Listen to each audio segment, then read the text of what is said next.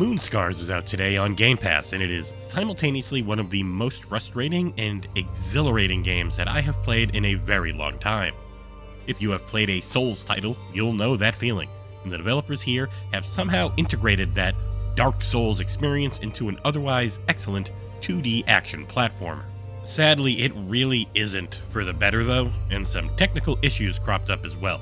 It is launching into Game Pass, so let's get into the nitty-gritty of it all and see if it's worth your time in the XboxEra review of Moonscars.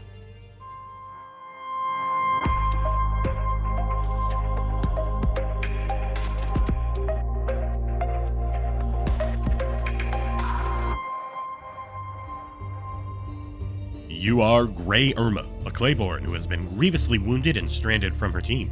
Your goal throughout the game is to find your creator and unravel the mystery of your creation. This is a dark, miserable, dreary world full of plagues and pestilence.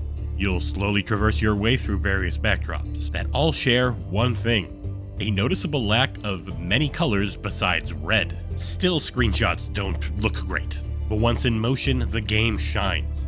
The animation work on Grey Irma's attacks are fantastic things that have been lovingly crafted. The story itself is quite Dark Souls-ish in how you don't know much going in, and you have it slowly drip-fed to you in well-written dialogue interactions. That Souls inspiration is everywhere, and you need to take this game slowly because it has one of the most infuriating death penalties in anything I have ever played. As the name of the game implies, the moon is a big thing here, and if you die, it becomes hungry. This means that every enemy in the game deals at least double damage to you, and you'll routinely die in 1 or 2 hits. The only way to turn this off is to offer up a gland at the magic mirror bonfire equivalent. And unless I missed something, those glands are exceedingly rare in the first half of the game. I like to think I'm not terrible at games, but after 3 hours in this one, I hit a wall of a boss so hard due to the death mechanics that I was ready to quit. It took a luckily perfect run to finally get past him, and things felt easier the rest of the way, but I'm not sure others are going to have the patience for it. There is one thing I found later, and turns out could have gotten earlier, that lets you take more damage at the cost of moving and attacking slower. But much like a Souls title, Moonscars happily tells you as little as possible at all times. I did quite enjoy the overall story of the game though. I sadly haven't been unable to see its conclusion due to the title crashing every single time I attempted the final boss fight, so I will try to keep things as spoiler-free as possible. One of the main mechanics in the aforementioned mirrors that act as your bonfire equivalent from the Souls game. These are where you can fast travel either around the main map or back to your home base. Learn new witchery skills, more on those in a little bit. Satiate that evil hungry moon after you die, or learn more powerful special abilities. More on those in a bit too. To unlock those witchery skills, you'll collect bone dust, either as map pickups or an item dropped every time you defeat a foe. To level up your health, ichor, which is your witchery energy, or damage though, you'll need to explore every section of the map to find a glowing pickup on the ground, which is generally preceded by a very difficult encounter. My main issue is that I don't think this adherence to the Dark Souls style mechanics benefits the title at all. The death penalty is wildly unfair, and the complete lack of any checkpoints outside of using the mirrors can lead to massive wastes of time. Mirrors can be off the beaten path at times, and I could be 45 minutes into a play session without finding one because I took a left 20 minutes prior when I could have taken a right. And having to corpse run back to your grave to gain back your lost bone dust rarely feels worth it, because unless you have a gland, which is a seemingly rare world pickup in a finite amount, everything can kill you in 1 or 2 hits because of moon hunger. At least it is really fun combat-wise though. As I just did a lot of complaining, but as mentioned at the start, for every low the game has, I found at least 1 if not 2 highs. The combat is kinda simple to start, but plays well and feels fair. Normally, Irma is quite fast and lithe. X is your main attack. Y is a special move earned upon defeating your doppelganger. Ah yes, the doppelgangers.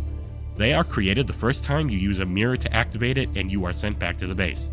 After returning to that mirror you activated, you must face a version of yourself that was created as a byproduct of the process. These fights are fun at first, then get a little tedious in the latter half. After defeating yourself, you get to choose from a handful of special moves which go to your Y button. These are lovingly animated and powerful moves that I rarely used because they always got me hit in the face really hard. They can be spear thrusts, hammer swings, or sword swipes, and they also can put debuffs on enemies. B is your unbelievably powerful dodge, and A is your jump. Your bumpers are going to get a ton of use in this game, so here's to hoping they hold up. Right bumper is your parry, and there's a decently generous window on it. And every time an enemy's attack pings with a red light, it's your indication that a parryable move is incoming. If timed correctly, Irma takes no damage, stuns the attacker, and automatically hits them with a high damage sword swing. The left bumper is an always available heal that uses the Witcher Ichor energy. You get 2 witchery spell slots which are on the left and right triggers respectively. The witchery system itself is an interesting one. At first, you can barely use the spells and their long animation times can leave you rather vulnerable. As you play through, you'll notice a meter in the top left of the screen filling up. This is your spite meter, and every time it fills up you get to choose a perk from things such as 15% more healing power or 11% less witchery costs. These are per life perks that reset if you activate a new mirror or if you die. It's a cool system, though it does force you into grinding lower level enemies to get a few perks on bosses if you're trying to min-max. The other part of your character builds are your 3 Gemstone Slots. These are passive buffs that allow you to tailor the game to match your preferred playstyle. I ended up sticking with a few specific ones, namely a main weapon damage enhancer and one that passively restored Ichor. All of these systems add up to what is at times an extremely satisfying combat system. When moon hunger is not a thing, the game is fantastic to play, which makes it all the more frustrating when it is. It's fast, fluid, well-balanced, and just damned fun, except when that accursed death mechanic is forced upon you. Graphically, I don't think Moonscars is going to win any awards for beauty in still pictures. The animation is where it really shines. Grey Irma's animations on her special weapon attacks are flat out gorgeous, and I wish I was better at using them just to see their smoothness more often. The backgrounds vary from plain and ugly to decent looking and varied. Enemy designs are solid and easy to read during a fight, and that is a theme overall. Despite a lot going on at once, I rarely felt overwhelmed with visual information, and I knew where I was at all times. This helped a lot with the game's platforming, of which there is a decent amount. Only a few times did an object like a climbable chain blend into the background a bit too much. Sound-wise, there is no voice acting, but the music is very well done.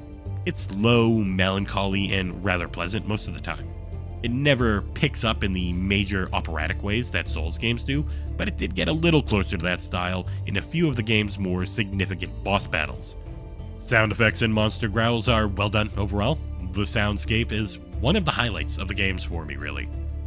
The big issue I ran into, and I have no clue if it'll be patched for launch, is that I simply was unable to beat the game due to it crashing during the final boss fight. I was playing on a Series X and I had 0 technical issues until that last fight, where after 5 attempts and 5 crashes, I finally threw my hands up and admitted defeat with the game due to release only a day from the time of this recording. In conclusion, Moonscars is really close to being a great game. The combat can be stupidly fun, the animations are fantastic, and I love the story and music. Balancing issues with the death penalty and a too stringent adherence to older Dark Souls mechanics inevitably led to immense frustration though. As it is available on day 1 on Game Pass, I still think it's worth at least checking out and seeing if it can hook you with its occasional glimpses of brilliance.